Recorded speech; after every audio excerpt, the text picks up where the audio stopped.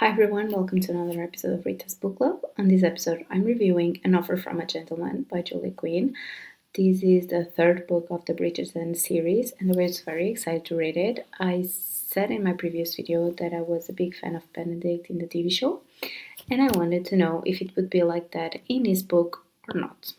Sophie Beckett never dreamed she'd be able to sneak into Lady Bridgerton's famed masquerade ball, or that Prince Charming would be waiting there for her.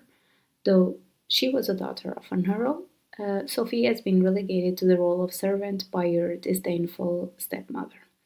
But now, spinning in the strong arms of the debonair and devastatingly handsome Benedict Bridgerton, she feels like royalty. Alas, she knows all enchantments must end when the clock strikes midnight. Who was that extraordinary woman? Ever since that magical night, the radiant vision in silver has blinded Benedict to the attractions of any other, except perhaps this alluring and oddly familiar beauty dressed in housemaid's garbage, whom he feels compelled to rescue from a most disagreeable situation. He has sworn to find and wed his mystery miss, but this breathtaking maid makes him weak with wanting her. Yet, if he offers his heart, will Benedict sacrifice his only chance of a fairy tale love? This third book of the Bridgerton series reads as a sweet retelling of Cinderella.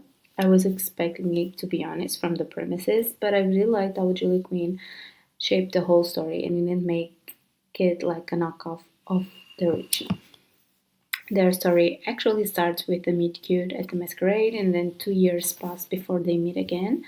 So I feel like we see their relationship evolve from the dream created in the first part of the book to the love that they share when they actually get to know each other. I really loved Sophie. She was very sweet, resilient, smart, and a bit sassy, but she had dignity and she always tried to hold on to her values. I also loved how she seemingly fit in with all the Bridgertons when she starts working with the girls. It feels like she finally found her home and could be herself with them. I'm a big fan of Benedict's character, more in the show than in the book, to be honest, but I loved how he was always so considerate and romantic. He never gave up looking for the mysterious girl that captivated his heart, and I loved how protective he was of Sophie. He was also very smart, artistic, and had to overcome the sense of insecurity he felt for being the second Bridgerton's son. Which leads me to the reason I wasn't the biggest fan in the book. His insistence to make Sophie his mistress. It really bothered me how he kept asking that out of her, even though he knew that she didn't want to be put in the same situation as her mother.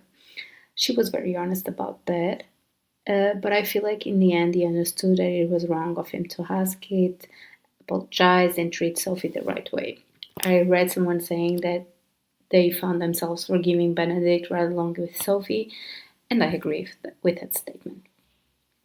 A big part of the appeal to me was how the author was able to give life to Raminta and made us feel dislike for her in every bad thing she did to Sophie, but also to Posy, her own daughter. I really liked that in the end Sophie was able to protect her stepsister Posy with the help of Benedict and his mother. So it feels like the villain of the story had multiple layers, and it really made a difference. Which then again is a big contrast with how the Bridgertons are and what they represent.